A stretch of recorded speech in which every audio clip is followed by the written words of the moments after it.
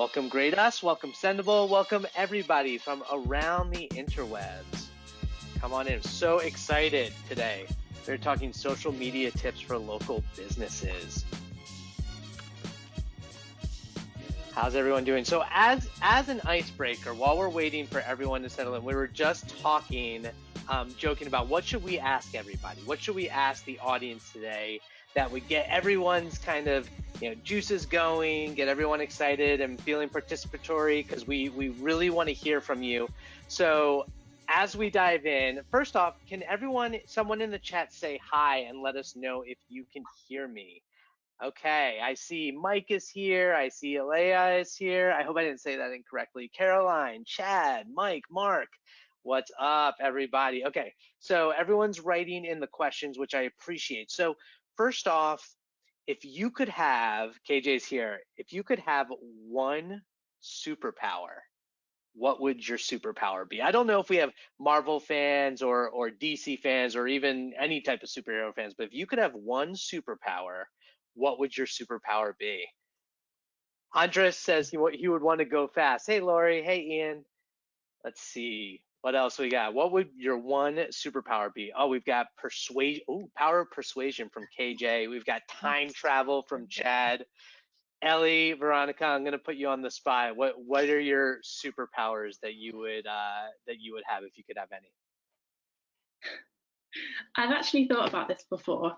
So I think my superpower would be that, when someone tells you a story and it's like a really visceral memory and you just want to be able to understand what it looks like. I wish I could look at people's memories. That would be my ultimate superpower. Wow. That's actually pretty original. I love that. I've thought about that. That's so cool. So you'd be able to actually see somebody else's memories. Like, would they have to explain it, or could you just choose what memories to see? I think I'd just be in it. I'd just be sort of watching, because it's just beautiful, isn't it, when someone explains something and it's just like, oh, I wish I understood what that felt like. So yeah, that would be mine. What about you, Veronica? Wow, I mean, that's super impressive. I don't know how I'm gonna top that. I think I would love to have the power of slowing time. I've always been amazed by being able to just slow down the pace of life a little bit. I'd probably do a hobby or two, and yeah. But the time would not be slowed for me, right? So the time slows for everybody else, but it doesn't slow down for me. So this is a key differentiator there. What about you, Garrett? Oh man, I think I'm time as well. I'm thinking with Chad. I like the idea of time travel, and being able to go back in time and experience or go in the future of time. Although it always messes with your head, right? Because there's that whole idea of like, if you go back in time and you do one thing, does that change the future? And I don't know, I'm a sci-fi geek, so it's really fun to think about. But let's dive in. We have a really great webinar planned for everyone and a lot of content to go through. Just thank you everybody for joining us today. I'm joined today by Veronica and Ellie from Sendible.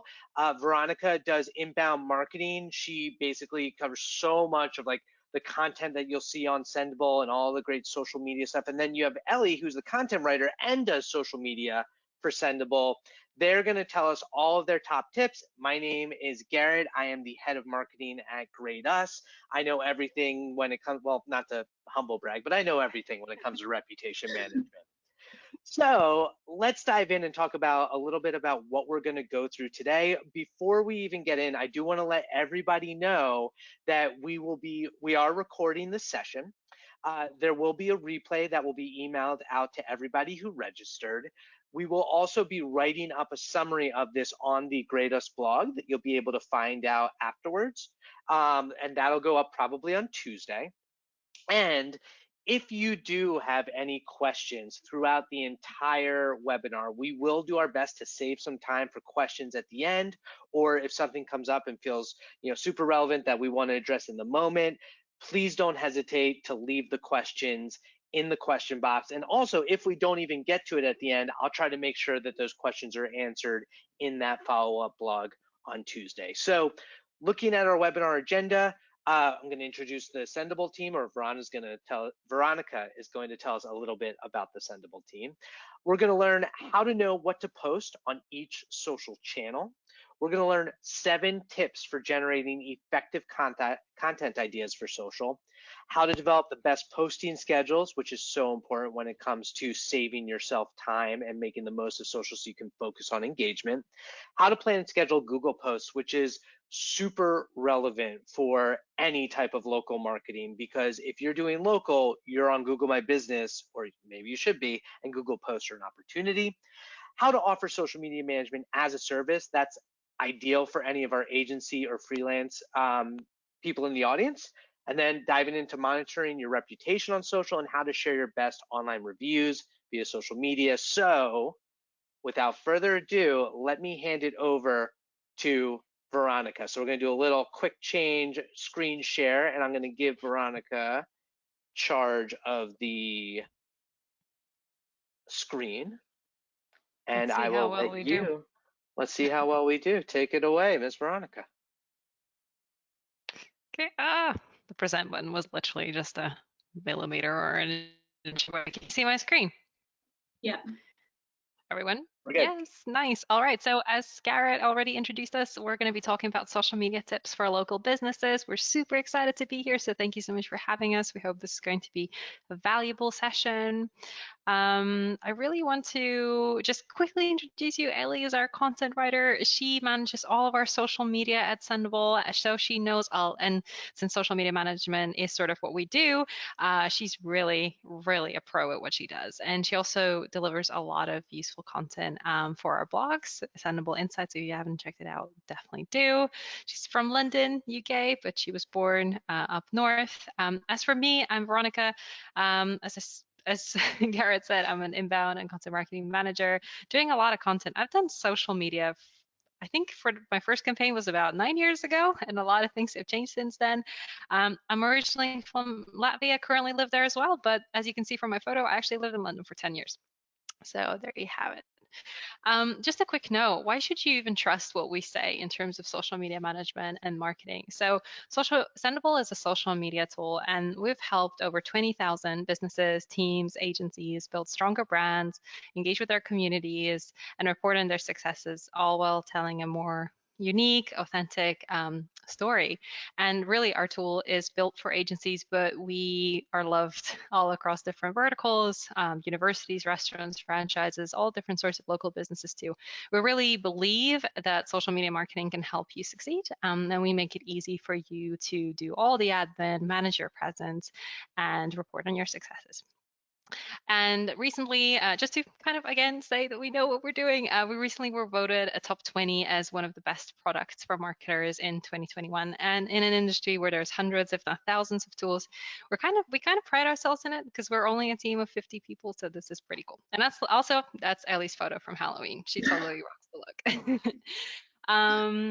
And I just want to say that agenda looks massive. So there's really a lot to cover. So if you only remember just one thing, and one thing only from this whole presentation, is that you can only be successful if you really understand your audience. And this applies both to agencies and in-house marketers and whoever does social media. You really need to understand your audience.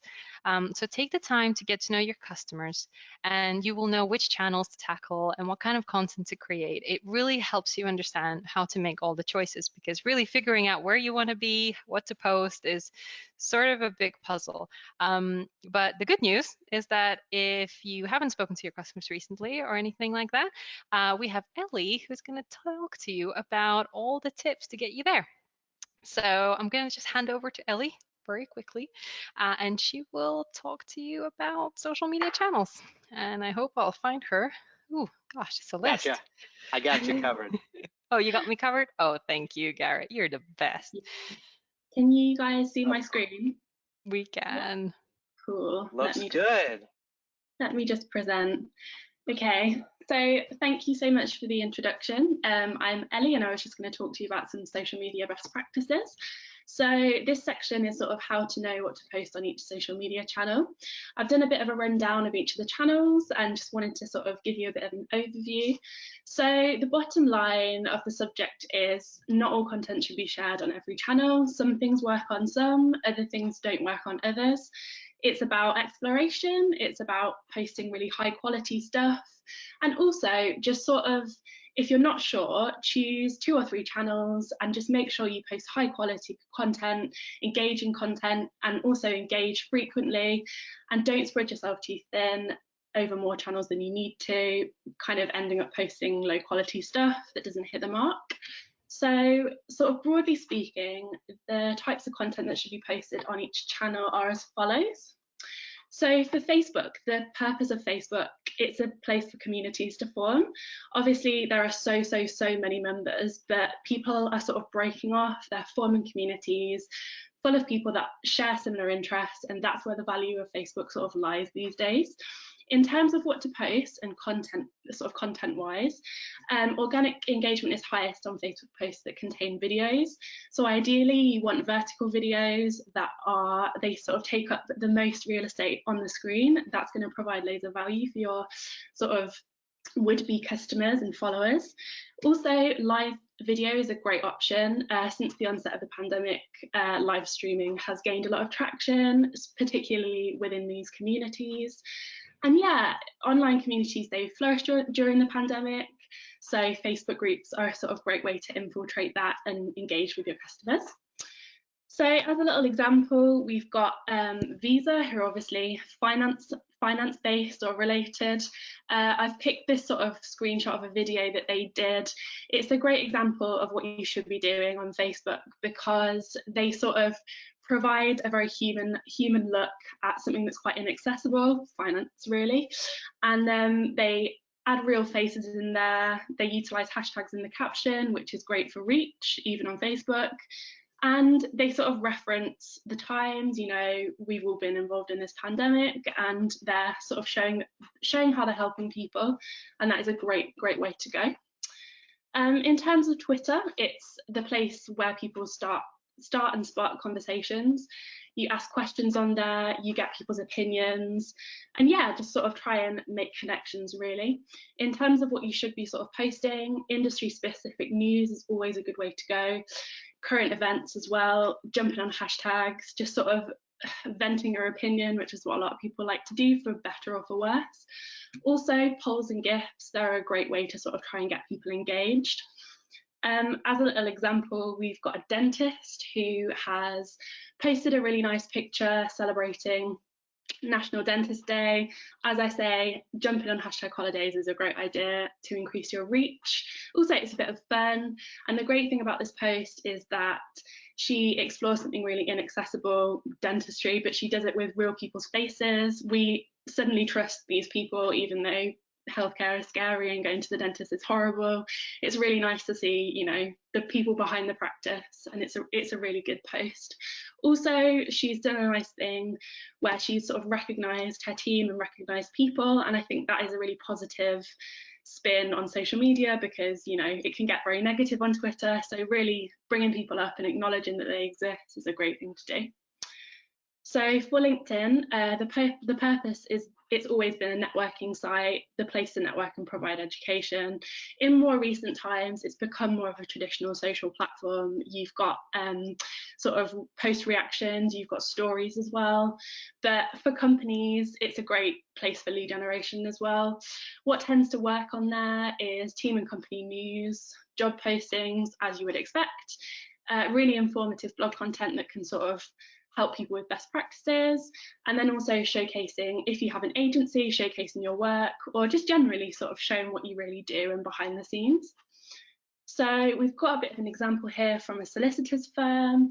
They're very corporate, but what they've done is use LinkedIn and utilize their audience in order to sort of talk about their sustainability initiative. This is a great post because they've tagged everyone that needs to be involved. There's reach involved in there, and also made use of hashtags as well. And for sort of a very corporate company, jumping on anything to do with sort of Earth Day or any cause, it's going to bring you a bit of authenticity. It's going to show people that you're not simply about, you know, being very corporate. So it's a really nice example. For Instagram, the purpose of the channel is a visual place to showcase your product or brand and the customers that buy it. Originally, it was obviously very static imagery, but now they've really branched out into video. So you've got short form and long form videos, stories, reels, and IGTV. So there's a real mix in there for sort of anyone that wants to have a bit of an experiment with it. High quality images are always going to work really well on there.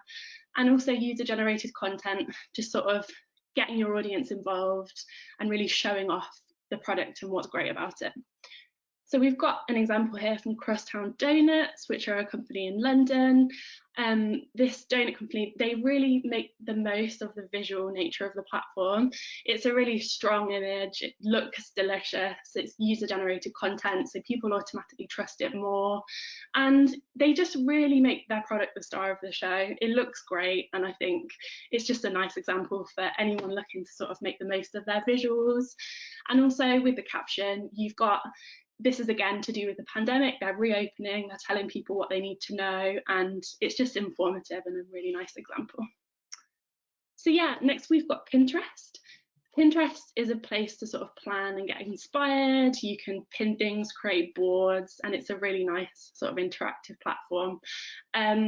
What tends to work on Pinterest would be sort of infographics, guides, and high quality visuals, which is great for all sorts of companies. You know, you can really add value in lots of different ways on here. We've got a bit of an example from a realty group. They've shared an infographic, and it's about buying a home as a first-time buyer. They've been able to sort of create a really engaging graphic. There's so much information there, really helpful to anyone that's sort of in that situation. And it's, you know, concise, easy to read, and graphics should be bold on Pinterest. They should catch your eye. The sort of best thing you can do is provide value by giving advice and that sort of thing, and really know your area and help people. And also another great thing that you can do on Pinterest is use searchable keywords in your description. For example, first time home buyer, so anyone that's sort of searching for that will find it. So yeah. The next one is Google My Business, which you'll hear about a little bit later from Veronica. It's not a traditional social channel, but it is somewhere that's sort of worth being and worth posting on, especially to sort of showcase your business offering.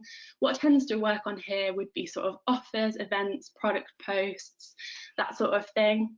And we've got a little example of what works nicely.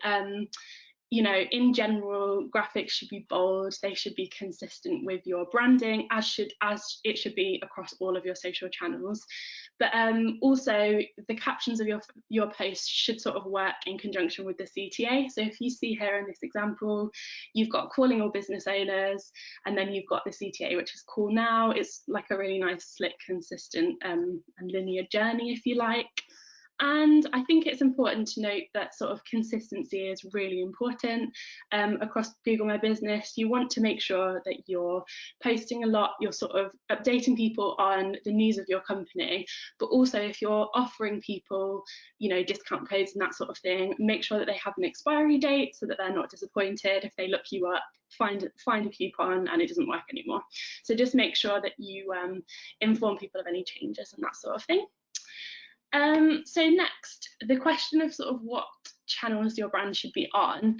There are a few things to consider when you think about this.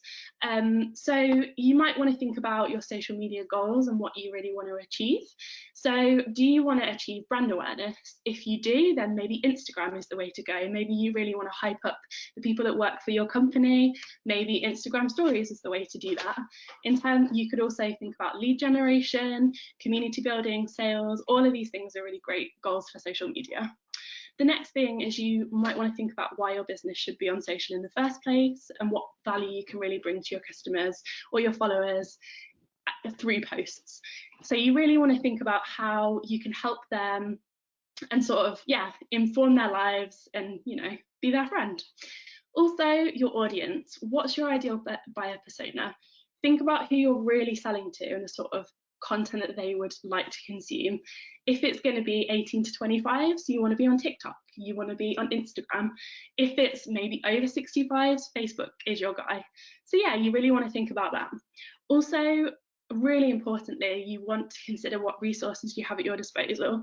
As I sort of mentioned earlier, social media is very resource hungry. You need to make sure that you know what resources you have and where you can put them, so that you're not overstretching and you're not trying to post on too many channels all at once, which will lead to sort of a poor strategy and probably not a lot of engagement.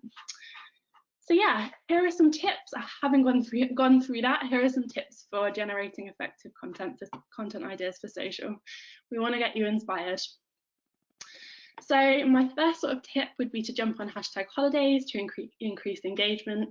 As I mentioned earlier, hashtags are great for increasing reach, and sort of celebrating relevant holidays can really resonate with your audience. It can be a bit of fun, it can be a way to sort of show off your brand values, and generally it's a really nice idea.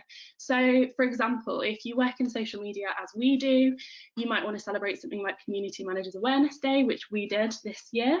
What we did was we created a video with our marketing team discussing all the great things about community managers, and it received some nice engagement, and you know, it was very relevant, and that's what's really important. Think about your audience and think about exactly what they would want to see.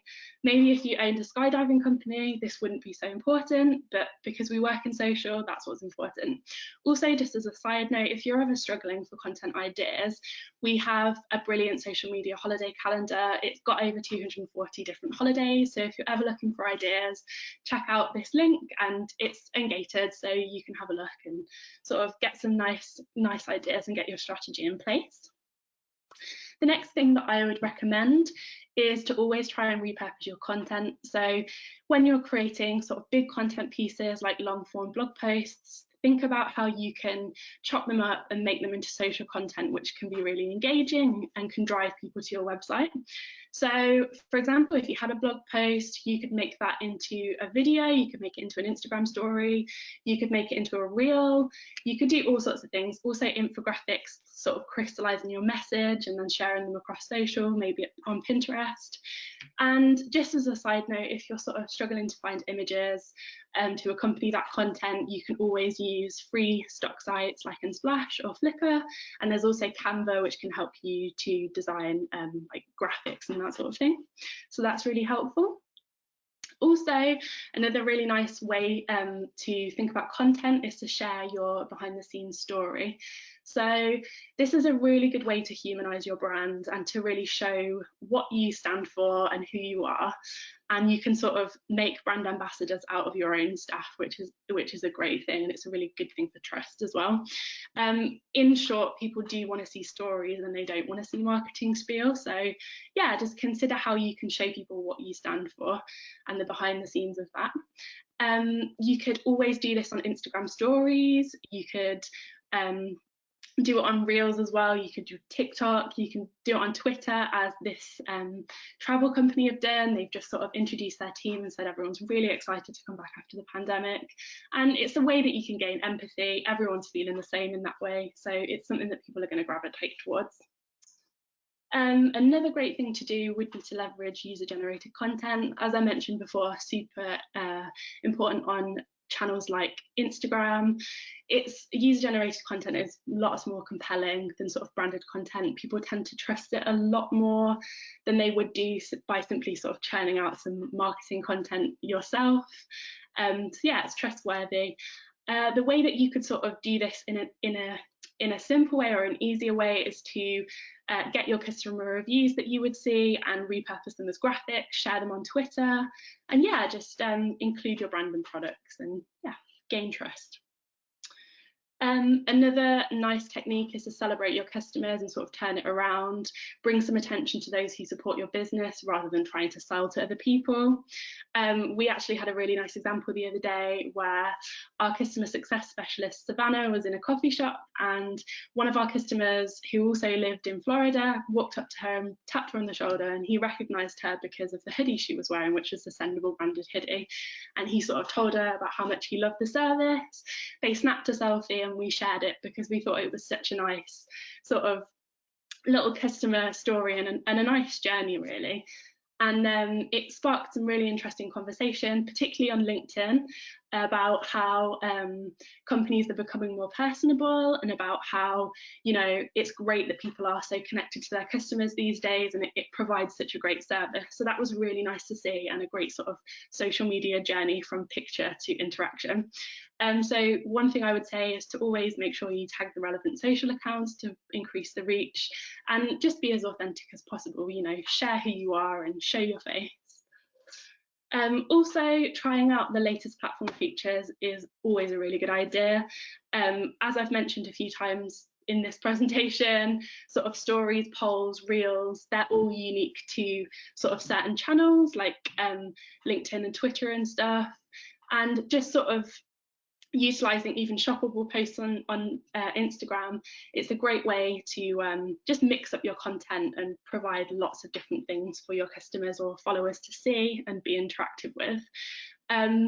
Just as a note as well, platforms do tend to increase the reach on posts that are created using newer features like shoppable or polls, so it's always a good idea to experiment if you feel like it. Also, testing, tweaking and optimizing is really important in sort of the social media management space. You have to try something, and maybe if it fails, try something else. The fact is, a sort of solid presence doesn't happen overnight. It does take time to discover what resonates with your audience. So you just have to keep monitoring, testing, you know. As I say, if it fails, and it has failed plenty of times for me, you just have to pick yourself up and say, right, we're going to move on, we'll do something else. Because at the end of the day, social media content doesn't survive forever. You know, you can move on and you can try new things. So yeah, also take note of the days and the times that you're posting your content, and be guided by the stats. You know, experiment with different times, experiment with different days, see when people are most reactive to your content, and sort of go by that. So finally, the last section would be how to develop the best posting schedule. So my tips for developing a great posting schedule sort of hinge around choosing quality over quantity. I did sort of touch on this before, but it is far better to post less of a higher quality than it is to post more of a lower quality. People aren't interested in being spammed, they want authenticity and they want stories, and so the best way to give them that is to produce less, but sort of monitor, be online, and yeah, just show them some valuable content. As I mentioned, social media is very resource hungry. You need somebody who's sort of constantly creating, constantly making graphics, copywriting. It's an all-round sort of position, an all-round thing to do. But there's no point trying to do it all. I think if you have limited resources, just pick a couple of channels and experiment, rather than trying to be on every single one of them and just not sort of coming through. My next sort of tip would be to set your content pillars. So content pillars are fantastic if you want to think about your content in a thematic way. So you decide what you want to post about and separate the different content types into pillars, which will then uphold your social media strategy. Some examples of pillars would be educational content, promotional content, engaging content, community content, or entertaining content. Generally, in a social media strategy, you'd have 3 to 7 content pillars. We have, I think, 5, lots of them to do with sort of trying to provide value, posting news about the social media space, and posting videos about our staff and about our workplace and that sort of thing. And each pillar can sort of represent a goal that you want to achieve on social. So if you're talking about your brand's founding story, it would be about building trust and promoting authenticity, but sharing the latest products and product news would be more about driving interest in sales.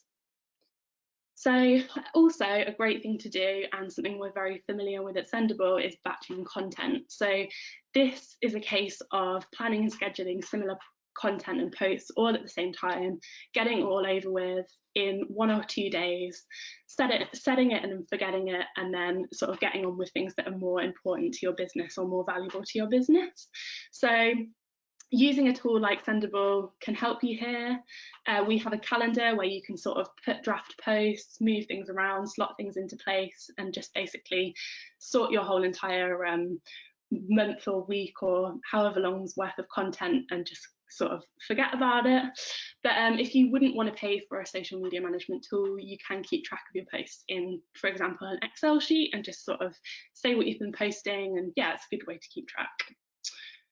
So another important thing to do would be to experiment with posting times and frequency. Although this is an important tip, there isn't a sort of hard and fast rule when it comes to this. Again, it's about experimentation. It's about seeing what works, seeing when people decide to engage with you, and seeing when they ignore you, unfortunately. But yeah, it's going to be unique to the people that you're posting to. It's going to be unique to their interests, and it really will depend on sort of who you're trying to post to, and yeah, their habits and that sort of thing, and when they're online. So many tools have an optimal posting feature time. We do at Sendible. It's really good because it's smart, so it learns the best times to post based on engagement, and then it will sort of replicate that. But if you don't have something like that, you know, it's just a case of keeping an eye on it, seeing what works, as is always the case with social media management, I find. And yeah, I'll pass you on to Veronica at this point, because that is the end of my presentation, but thank you so much for listening. Veronica, oh, there you go. I got you covered. Yeah, he got me. Thank you so much. My internet was cutting off for a second. I was moving rooms, but I hope you can hear me and see my screen. Pretty good. It's like webinar. You're in panic mode because you're like, we all depend on technology. Ellie, that was so good. And Veronica, you look like we can see your screen. It looks like you're good to go. So Great. let's keep the kid. Everyone see Veronica okay? Everyone all good? I hope There so. we go. KJ says it's good. Cool. Jorge's in on it. Rock on. Nice. All right. Thank you so much for that encouragement. I really, really appreciate it. All right. So I'll just very quickly take you through the other two sections before handing you over to Garrett.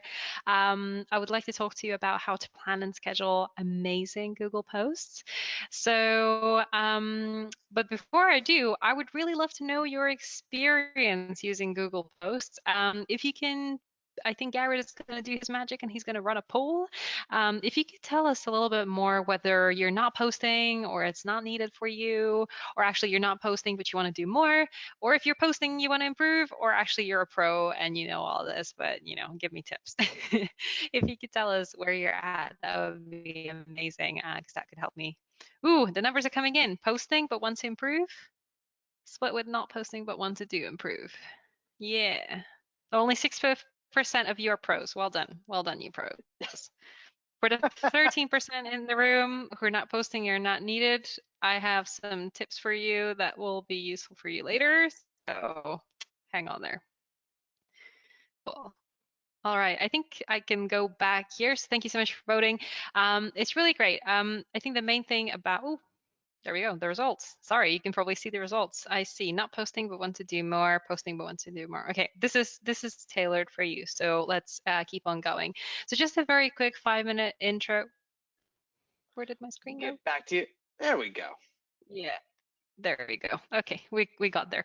So in short, it's really another opportunity for your brand to shine. So if you are an agency managing a local business, or if you're a local business and you actually have a physical location, having an updated Google My Business profile is really going to help you stand out from competitors in your near vicinity and in your area. Google Posts can help you keep your Google My Business listing updated with relevant information, with product offers, very similar to what Ellie said. It's just another way. It's a piece of real estate and you should own it. Another really cool thing about Cta Buttons on the Google Post, and I'll explore some and I'll talk through some examples later, is that they can go straight to your site, or they can prompt a call from someone's, from when someone's using their mobile phone. That could be incredibly powerful, because if someone sees an offer, I don't know, for example, there's a sale going on, or there's a seasonal promotion, or there's a new menu item or anything like that, you can just right away call and book a time, or you can actually call up the company and see if you want to go there. And the best part, I think, is that they're free. So they're pretty much mini ads, I would like to say, and you don't have to pay for them. Just to show you how they look in feeds, in both search and also maps. This has changed over time. I think Google keeps experimenting where they want to place the Google posts. So in this case, we have a Google post in search. So it's right under the description of the business, and just above people also search for, and those are competitors. So really, it's a great moment for you to try and grab the attention of people before they go explore competitors. And then in the Maps view, we have the same kind of post that highlights sort of a smaller piece there, but still showing very much the video thumbnail, the post, the CTA, which is in blue, and again, sort of kind of placed, I guess, above the review summaries and just under the listing. So it's very, very visible. And then if you need another reason to use Google Posts, so when they just appeared, they used to disappear within 7 days of posting, and that was very, very hard to keep up with, but now that's no longer the case. And another thing is that I wanted to stress is that a fresh post may be what separates you from the nearest competitor. So you really need to get on the action. Let's say you're going out for drinks. I know COVID pandemic, but once once it all opens up, we're going to be visiting more local businesses. And just imagine you're in the area, you're looking for some, I don't know, cocktails, or you're looking for a nice bar, or just keep mentioning bar examples, or you're looking for I don't know, a candle store. It doesn't really matter. And and you're comparing these two, and one has a more active listing versus the other. And I bet you that if the price point is similar and they're pretty much the same location, you're going to pick the one that has the more active listing, including the Google posts. So really, it's an opportunity for you to update your potential customers with what's happening. Then I wanted to share some practical ideas for Google Posts with you. I have one on the left here, which is really nice. I would love to go to the Half Moon Montego Bay right now in Jamaica. But really, when you're sharing Google Posts, what you need to think about is how you can share some really relevant, in-the-moment information that could help you attract that customer to come through the door, or for them to come and check you out or give you a call. So upcoming events are really good, whether they're in store or online. Also offers and sales, including seasonal promotions. I think Ellie also mentioned that you want to keep them relevant.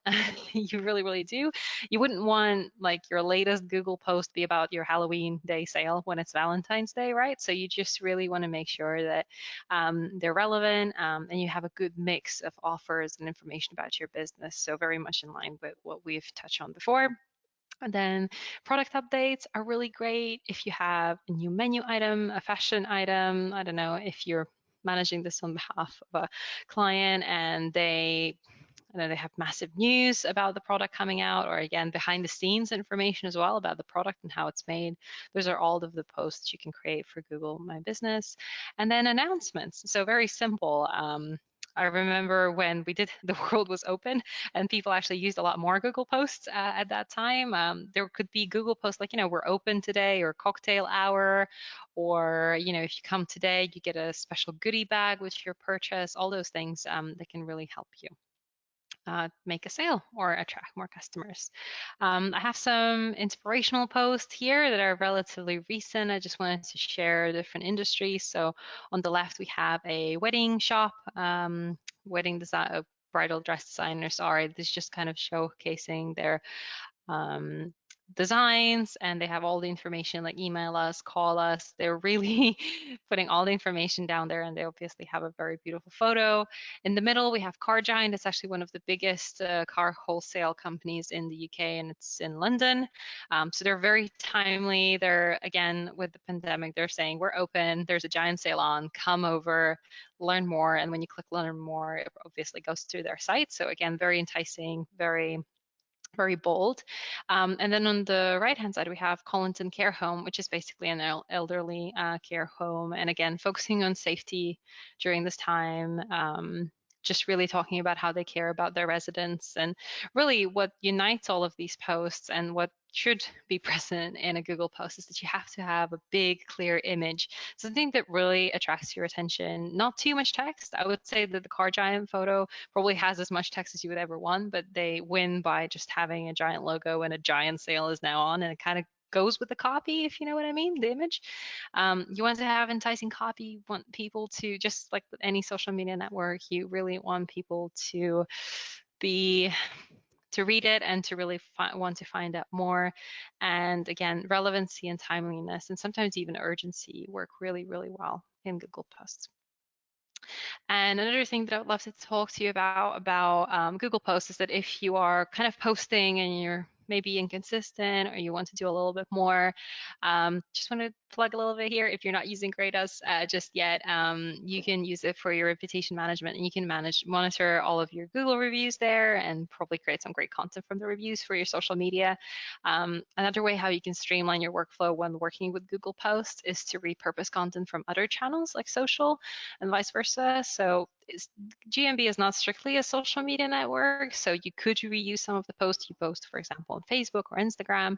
And then again, a small plug, unfortunately, but I do have to say that it's much more convenient to plan and schedule your post ahead with a tool like Sendible. It is much nicer that you can plan these again ahead.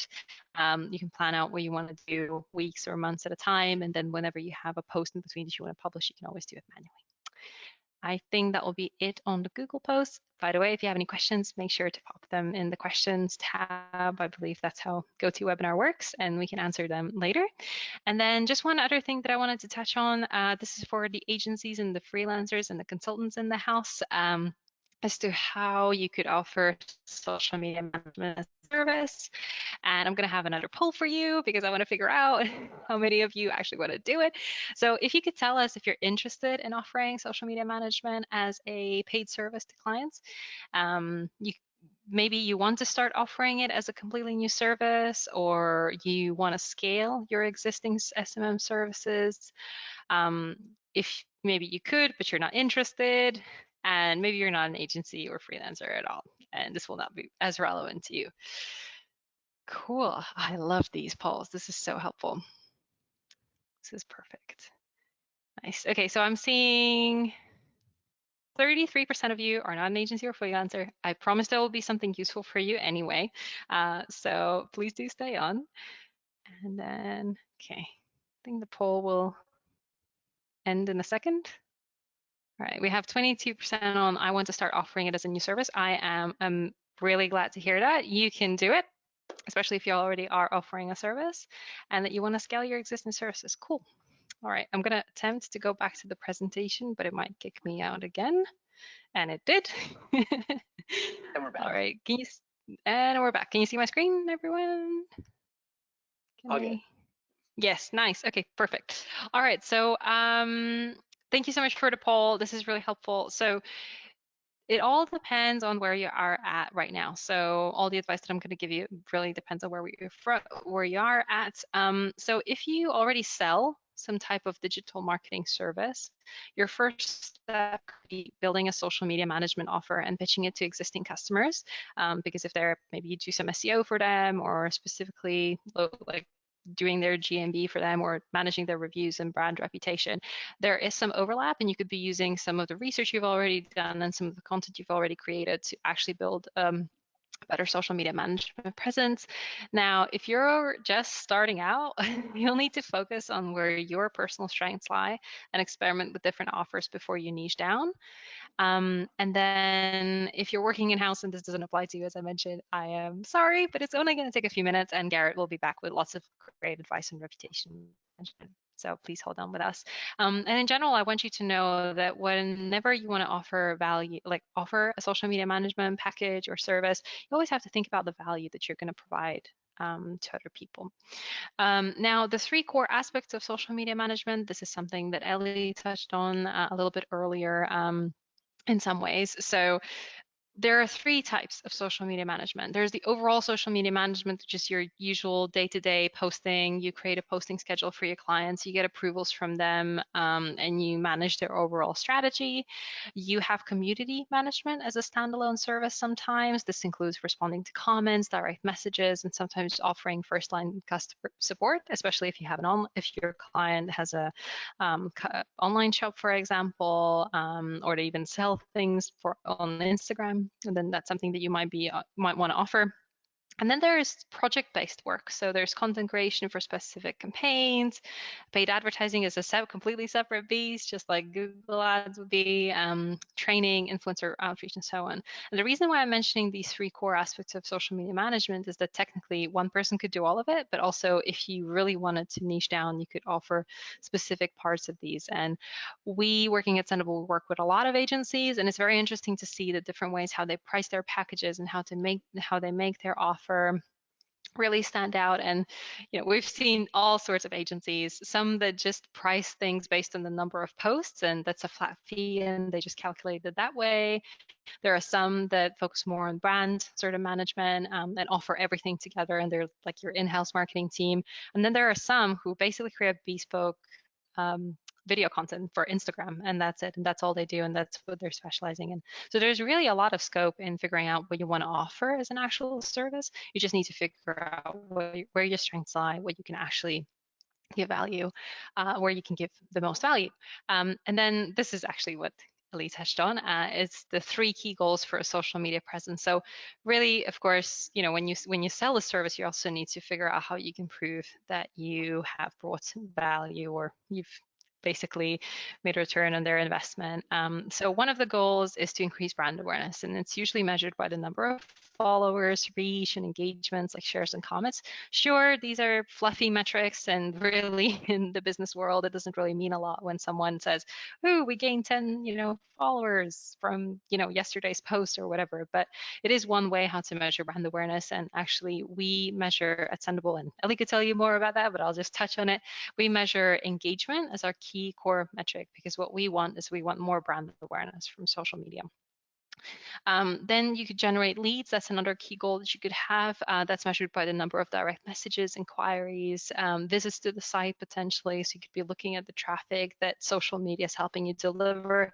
Google Analytics has gone really good as to showing you which channel everything is coming from, down to showing you how much your Instagram stories generate. So that can be really an interesting way to look at that. And then finally, the third core key goal is to sell a product or a service, which is measured by the number of attempted or completed purchases and their value. So this is mostly relevant for e-commerce brands or brands that sell beauty products, or really these cult products that pretty much get sold on Instagram just based on a beautiful photo. Something that I wish we could do, but it's not as exciting for SaaS products, unfortunately. And just want to kind of touch on that whenever you're choosing which service to offer, you just need to think about how you can bring the most value to the client and their customers. And even though I touched on those goals beforehand, right, generating awareness, generating leads, and generating sales, something to remember is that when you're working with a small local business, or a business that's just starting out, sometimes just having an active social media presence is actually a big goal to achieve. For small business owners or even medium-sized companies, they don't have the time to potentially have a full-time employee and scale them up to do the social media management for them. And just being able to take that away from them and take care of it, and having them, for them to have the time to spend it on other business initiatives that they know deliver value, is incredibly, incredibly powerful. So when you do offer social media management as a service, of course, you should be checking all the results. And if you can shout about them, that's great. But you can don't shy away from just telling your customers that actually just having that authentic and engaging presence is actually part of building that trust, and creating that brand presence in the world. And then I'm just going to very quickly touch on this one. So there's different kinds of pricing strategies that you can have. You can have your monthly recurring retainer, where you basically deliver regular monthly services with different payments on a set date each month. This is work that's guaranteed for you unless the client says, no, actually, we don't like you anymore. So you definitely, as an agency, want to have a couple of retainers to pay the bills, and then you can have some project-based work on the side. So this is mostly for bespoke services, often one-off. You could do audits and sessions and different types of content creation. Let's say you could offer your client that you're going to come out on their site and get to take photos of their products, so you can use that in social media and charge them for it if you feel comfortable that you have the skills to do it. And then finally, there's the hourly and daily pricing strategy, which is very much for the unknown bits, whenever you do consulting and training and mentoring, and you just want to teach your clients, because that is something that some small business owners want to do. They maybe have a team, they're a husband and wife duo, and they just want to learn a little bit more about social media so that they can take it over the other day, someday. That's also something that you could look at essentially offering them.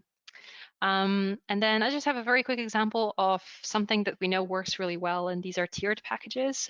Usually in the rule of 3 applies here. And the reason why tiered packages work really, really well for social media management is because just so much goes into being a social media manager. You're If you're a brand reputation specialist, you're a copywriter, designer, community builder, you need to have all of these different skills, and these social media platforms, they come up with new new features all the time. And you could have your clients knocking on the door and saying, hey, where's are we going to do Instagram stories one day or not? And you're like, well, you pay me $300 a month, like I can only cover like one post a week. There's these different kind of conversations that you could have with your clients. And these tiered packages are just a really great way how to set the expectation of what is sort of the core social media management, the basic package. This is what we think is right for you, and this is the minimum, right? Then you can have the medium package, which maybe includes a little bit more, maybe it includes some custom content creation, right? Or it includes an Instagram story once in a while, or you can get an additional platform for that price. And then you can again go with the package above and say, okay, if you want more posts, if you want to double of the base, and you want also us to take care of like maybe create a landing page every month or so, like again, you can just build those different tiered packages and just show what is the basic and what is the top package, because scope creep in social media management is real. And this is your way of kind of showing this to the clients and setting the right expectations from the get-go. And I just wanted to quickly touch on the main challenge for all of you who are thinking of offering social media management as a service and who are already doing it and want to scale up, is that the main challenge for agencies, not a surprise, is to get new clients, and also managing your time. Now, with managing your time, tools can help you. Tools, you can you can design graphics much quicker, or you can schedule your posts. But when it comes to getting new clients, really building credibility and trust is what's going to get you there. And I just have a couple of tips for you before I finish off on building your trust and credibility.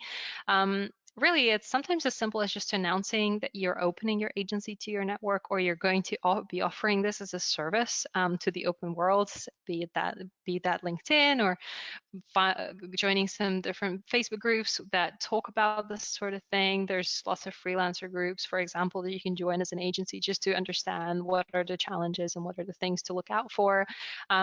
Building a credible website and adding client testimonials will be incredibly powerful. Sure, if you don't have client testimonials or social media management services just yet, that's okay. You can include them for your past services. And if not, just really build that credibility with your website, and also ace your own social media presence.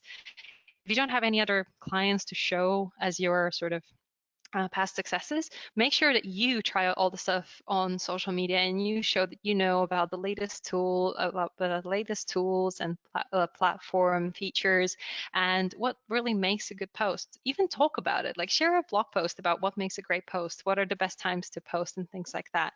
Like really show them that you know your stuff. And one of my favorite tips, to be honest, is to follow and engage with brands you'd love to work with. And the reason why this is so incredibly powerful is that we all know the Nikes and the, I don't know, Coca-Colas and the Visas and all the brands that we talked about, some of the bigger brands, right? We all know them. But the thing is, a small business owner who's in the same niche or the industry, they cannot afford a 20 million ad spend budget, right? But they might be just, if they're open to employing an agency to do some work for them, they'll really appreciate if you understand their industry and if you understand kind of how those products sell. So for example, if you want to work a lot with restaurants as an agency, and that's the kind of local business you want to help, then how about you maybe once a week share a post of a restaurant, or maybe not in the area, but just a really great post of a restaurant posting about what their menu item is or whatever, and just talk about what makes that post great. Those kind of posts, if you just breaking down the information, just shows that you know your stuff, you understand what the industry is about, and it just makes you much more, I would say much more, much more, and I'm losing my words, but it makes you look much more, much more appealing to that potential client. And then finally, just make sure that you use Facebook groups, LinkedIn, and other ways to network so that you can just talk to people who are also agencies and also different social media, small businesses, so that you really know what they're looking out for and what their main challenges are. And I hope that was useful, even if you were not looking for an agency or starting an agency. We do have an amazing guide on how you can start and scale your social media marketing agency, and I'll make sure that we share that link a little bit later. That goes into like winning your proposals, packaging your services a little bit more in detail and stuff like that. So definitely a resource for you to check out. And I think that is me, Garrett. Cool. Thank you so much. I'm gonna try and take back over. There we go. How great have these presentations been? There's so much like great content for anyone who's focusing on social media management and offering it either as a service or for their own business. I'm going to get to the correct slide so I can keep going. But I realize that we are getting, towards the end of the webinar. So if you do have a question, and in the event that we don't get to it, please leave it here. Just want to remind everyone that this is being recorded. We are going to have a replay. I'm going to write a blog post, or I'm working with a writer who's writing a blog post for Grade Us on Tuesday, where we will do our best to answer all of these great questions. But I want to dive in so we don't, we respect everybody's time as we get to the end. So monitoring your reputation on social media, and that's kind of where the Grade Us expertise comes into play. When you are focusing on social media, obviously posting, and whether you're on all these different channels, you want to be paying attention to what people are saying about you, right? You want to make sure that you are, if not a part of those conversations, at least aware of those conversations. So across all the social media channels and review sites, where do you want to monitor your reputation? Where do you need to pay attention? We're talking about brand mentions on channels that your audience frequent. So, as Veronica and Ellie mentioned, when you're targeting specific channels, make sure that you are paying attention to where your audience is going to be. If you're a B2B and your audience is on LinkedIn, make sure you're paying attention to your area and your brand mentions on LinkedIn. To replies to your social media posts and ads. If you're doing Facebook advertising, if you're posting on LinkedIn, if you're posting on Pinterest, and people are replying to those, make sure that you're monitoring those replies so you know how the sentiment is going and so you can engage as well. Your online reviews, both positive and negative. So think about obviously the main channels: Google, Facebook, Yelp, Trustpilot, Better Business Bureau, but also those industry specific review sites. So if you're working in healthcare, you want to find out what's being said about you on Health Grades or ZocDoc. If you're a lawyer, you want to pay attention to Avvo. If you're in the home services industry, paying attention to Home Advisor or Angie's. They used to be Angie's List. They're now just Angie. So we learned something. And then wedding industry. I mean, if you're on the Knot or Wedding Wire, be on those industry review sites where your clients or potential customers are, and understand the reviews that are being said there. And obviously you want to respond to all of those reviews, whether they're positive or negative. Your happy customers who are sharing your positive experience, you want to let them know that you celebrate them, you hear them, you appreciate them. And then for unhappy customers, anyone knows in social media that if something negative is being said, you want to make sure that you're hearing, empathizing, and trying to solve the problems on unhappy customers, and then actually taking it offline, because your responses are going to be seen by other potential customers as to how you handle that situation. Potential customers will think about, what if that's me? How is this business going to handle that? Google My Business Q&A. So for any of you local businesses that have a Google My Business listing, on the question and answer segment, that, while it won't necessarily be about your reputation, people are going to be asking you questions on there, and you want to be present, because if you're not, with Google My Business Q&A, anybody can answer those questions. And then online forums. Are there forums where your audiences participate and engage? Make sure that you're paying attention to those and participating there so you can have the conversation. Engage with your audience. Don't be a passive listener, as I mentioned. Like, reply, connect with brand mentions, proactively participate in those conversations and that relate to your brand. Respond to both the positive and the negative reviews. Answer the questions on Google My Business, and participate in the forums.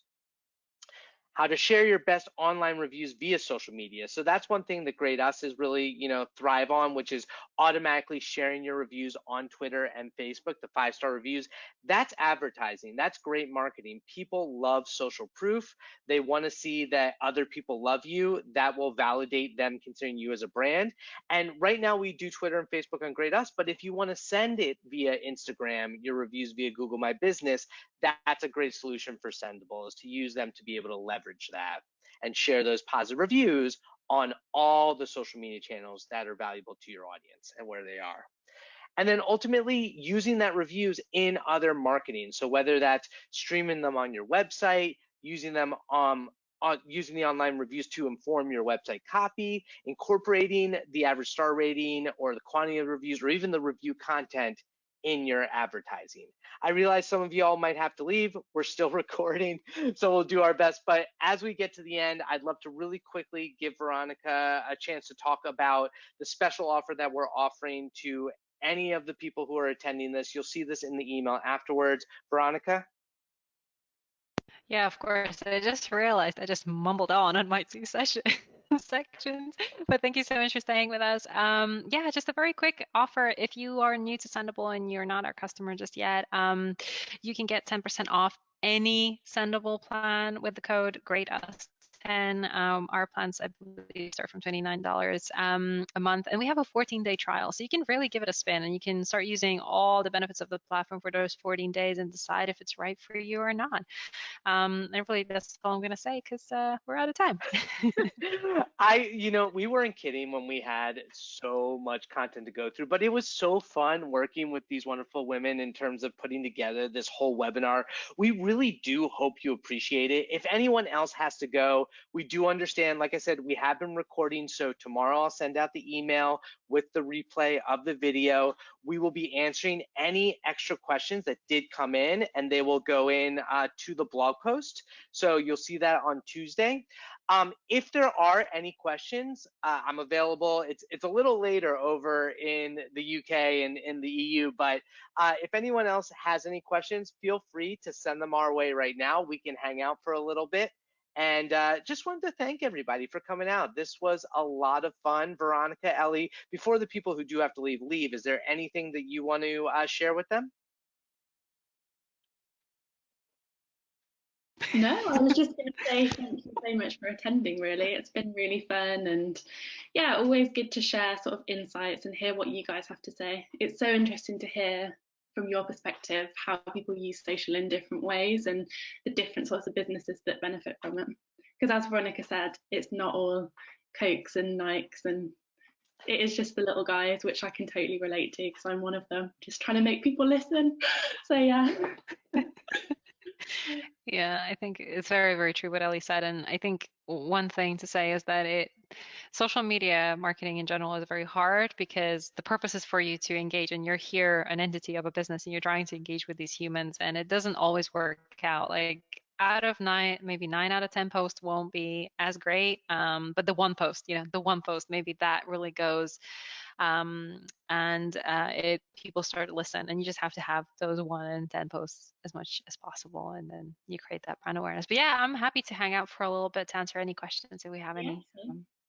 Sounds good. Well, let's take 2 of them. I did see 2 that come through, and they both are great social media questions. The first one looks like it actually came from Lori Vento, and Lori shared, when you have like little budget and no staff who can be totally devoted to social media management, what are the most important things to concentrate on?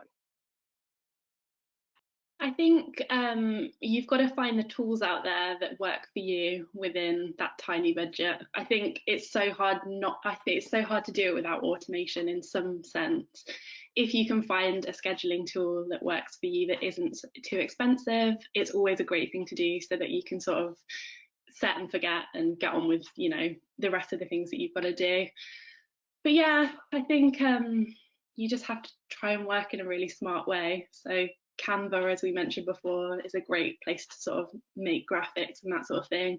Also, a free tool that I found really useful for video editing is Capwing, which is great for, they've got a free version and you can put captions on your unwatermarked videos for free, which is really great. But yeah, you've just got to find the tools that sort of work smartly for you, I think. Would you agree, Veronica? Yeah, absolutely. I think also another thing that Ellie touched on is like batching your work as much as possible and maybe talking to your customers and just using anything as a content idea. And sometimes when you have that little time, like even one post a week is great. Like just showing your potential customers that you're out there and that you're active. I can't tell you how many times I've actually found an interesting brand that I want to buy from, and then I check their social media and I see that they haven't posted in 3 months, and I immediately think, oh, I don't think my order is going to arrive because they don't look like, you just lose that bit of trust. So even if you post once a week and it's just a small check-in with a little photo or a little video created with one of those free tools, that'll be great. I love that, and I forgot to mention because we were going quickly on time, but exactly what you were talking about, Veronica, when it comes to batching, like that's another way to pull reviews in your social media as well. Is get a whole bunch of the reviews that you've had over the past 6 months, year, even going back further. Pull that content and then batch it in Sendible, and then you can schedule it out across all. Just have almost a specific reviews posting schedule, like once a week. Find 10 to 20 of them, and then boom, you're good for like 2 months of solid posting of just this positive sentiment around your brand. So one last question. Manuela asks, what is the best advice that you can give to a small business that's just starting out? Mm. Yeah, no, I have an answer. I can start if you want, Ellie. Yeah, So the question was, sorry, for businesses who are just starting out. Hmm? Yeah, I think in general, when you start a business, you have so many things at the same time that you need to do, from business admin to setting up, your product, who's going to be buying it, who's going to be your ideal persona. So there's very little time to think about, oh, my social media presence is going to be. From working with some of the just up and coming businesses, I think it's really important to get clear on those content pillars. I think that's going to be the most helpful tip for you ever. Just figure out what is your brand about? What do you want people to associate your brand with? What kind of feelings do you want people to feel when they interact with your brand? And that's usually enough to just create a couple of themes and categories for your posts. So you could have, like, when you launch your brand from the very start in social, you could have a post about your logo, a post about you as a person who's just founded the company, maybe a story of a friend or someone who's bought your product, maybe something that you enjoy reading. Like, it can be really personal at the start. It doesn't have to be corporate at all. So just really don't be afraid to be personal, I think would be the one tip. Ellie, what would be your advice? Yeah, I would say very, very much the same thing. I think record it. If you're starting out and you're having challenges, there's nothing better than watching people go through that stuff. It's so interesting and it's so human life. And so, if you are finding social challenging, talk about it. That's something that we've often done on our channels, and they're always the best and most engaging sort of videos. It's people being honest and saying, oh, I don't know what I'm doing, but like, this is what I can share. And so that's always something that I find really interesting. And then also in terms of social, I touched on it before, but I think just don't be too ambitious. Pick a couple of channels that you think or are going to work, and just go with that. And find the content that you think works for your audience, and also ask your audience what they want. That's something we try and do. And sometimes it's crickets, and sometimes no one cares, and sometimes no one responds, and then other times people really chime in and they say, well, we think this, and the debates happen. So I think just experiment. Don't be too ambitious, and don't be too disappointed as well if you don't get the results immediately that you want. It's more important that you're there than that you're smashing it. And that'd be my advice. I love those suggestions. Ultimately, and it goes back to something that you both said early on in the presentation, is it's also like, get to know your customers and your audience. Like, if you're just starting out, there's so much opportunity just to have those conversations, because when you're small and you're in a community, people for the most part will be cheering for you to succeed. And so talk to them, like have that conversation. Not only will that be an opportunity for you to ask them for a review to actually, help you succeed, but they might have some ideas. They might get you involved in your community. That's one other thing that I would suggest actually is like for a local business, get involved in events in your community, get to know other businesses that where you can partner together, and then work those businesses into your social media, right? Like if you're a part of the community, your community will see that, everyone will share that, and then I think it's just an upward sort of trajectory when it comes to growing your audience. And those are the people that you want to appeal to, unless you're in the tourism industry, and then you want to appeal to everyone all over the world. But for other local businesses, it's like who's in your community. This has been so great. Oh, last question, Ellie, actually, if you can in the chat, you mentioned the video app, Capwing, can you type the link or what it's called in the chat so people can go and look that up? Yeah. So let me just awesome. get you the link. Find the chat. Deal with our GoToWebinar. No, but this has been great. For one last time, before we leave, I just want to thank everybody for joining us today. Thank you for our wonderful co-partners, co-presenters, Veronica and Ellie. They are fantastic. Check out Sendible. There it is, Capwing with a K, KAPWING.com for video editing free software. Keep your eyes peeled for the email. I'll send out the replay tomorrow. The Grade Us blog will have this on Tuesday. It's just blog.grade.us. Thank you all again for joining us. I hope everyone has a wonderful last couple of days and amazing weekend. And yeah, say goodbye, Veronica and Ellie. Thank you so much. Thanks so much.